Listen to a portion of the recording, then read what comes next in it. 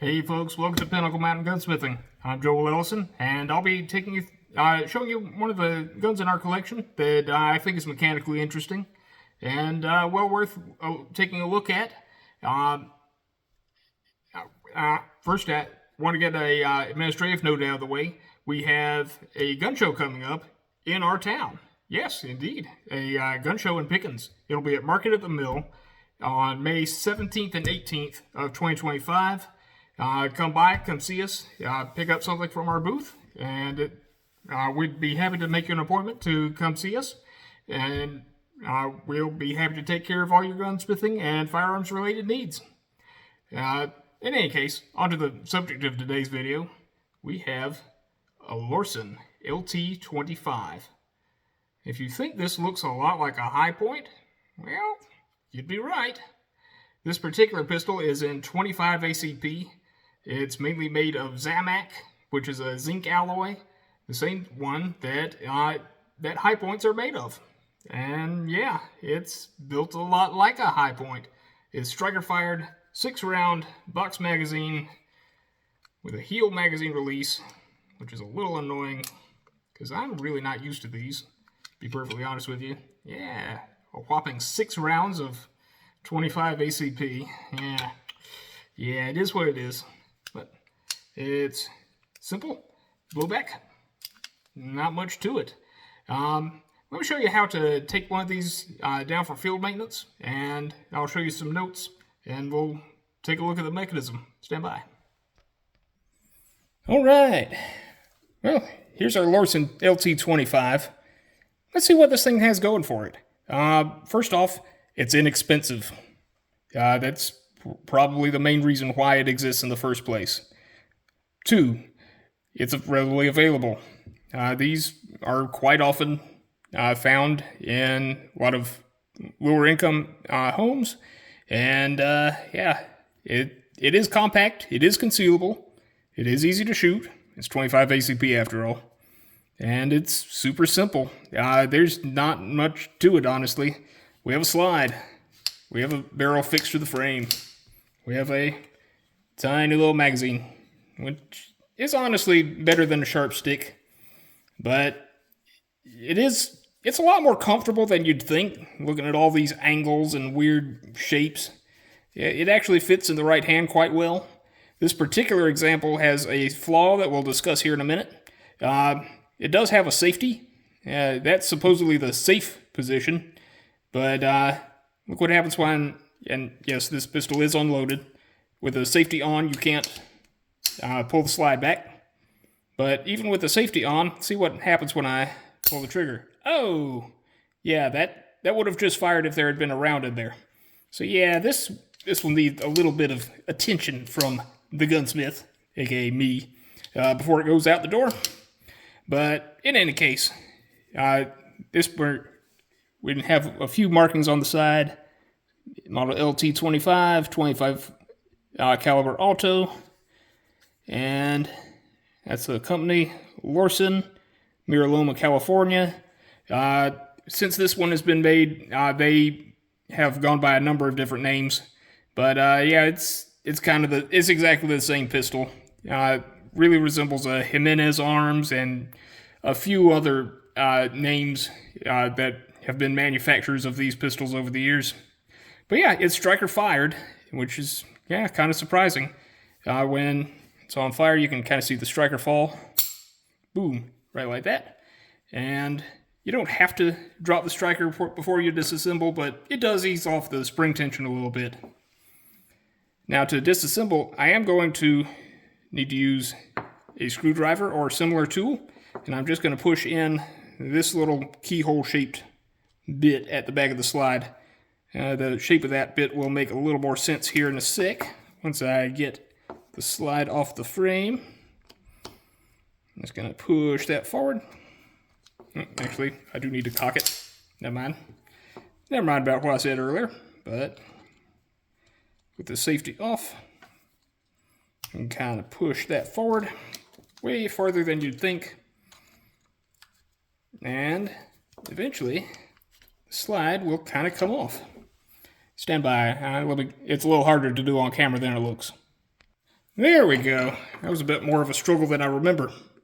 But in any case, I have unhooked the back of the slide, and I'll show you that here in a sec. I am keeping my thumb over the back, just because it will go flying if you let it. Alright, this is the bit I was struggling with earlier. It's literally just that hook bit sliding into that bar at the back of the frame. That's it. And it's as complicated as the takedown is. We have our striker spring. We have a striker. And yes, it looks like it's dual-ended, but this end is the correct end to go towards the breech face.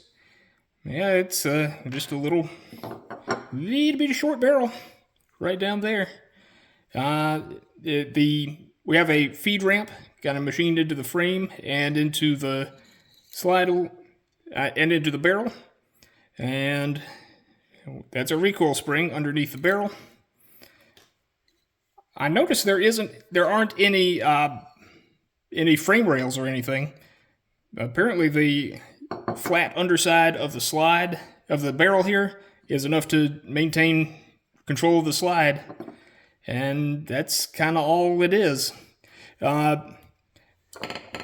The reason this frame is so easy and cost-effective to produce, aka inexpensive, is that it's die-cast. This is a great metal for die casting. It allows a lot of these to be produced at once. Minimal machining, very good detail transfer. But yeah, there's not much to it. We have our trigger here, and here's our safety. When we have it on safe, it's supposed to block this the striker, or the sear here, from going forward, or from going down, and therefore the pin from going forward. But this particular one, when you put enough pressure on it, you can make it drop. Just enough to fire. Now when it's on fire, it goes down way easier. But I think I foresee either a replacement or some sort of modification to this particular wheel in here. It just rotates around on a little pin. But yeah, there's not much to these. We do have our striker, and it is spring-loaded. What I like to do is to also take out this piece, and that's all that's holding in the sear here. As otherwise, this can get lost and fall into your bench or into the floor super easy. And that's just powered by a little spring that goes down into the frame. And this little piece just kind of rides in the frame. And that's really your disconnector and what gets your trigger bar disconnected from the sear. And the trigger bar, that's what the slide rides on. And yeah, you can see that in the wear mark right there on the slide. But yeah, this is it's a super simple pistol. It's made very inexpensively. Only other feature we really have on the slide is a extractor, and that's kind of it. We do have actually pretty tall sights. I don't know if you can see that sight picture very well. Yeah, that actually lines up. But yeah, it's small. Does it shoot where you want, where you're actually putting the sights? Probably, maybe. They're totally non-adjustable, so if it doesn't, then, well, that's kind of your problem. But in any case, let me put this back together and share a few final thoughts, and we'll go ahead and wrap up the video. Oh, before I do reassemble the pistol, just a quick note.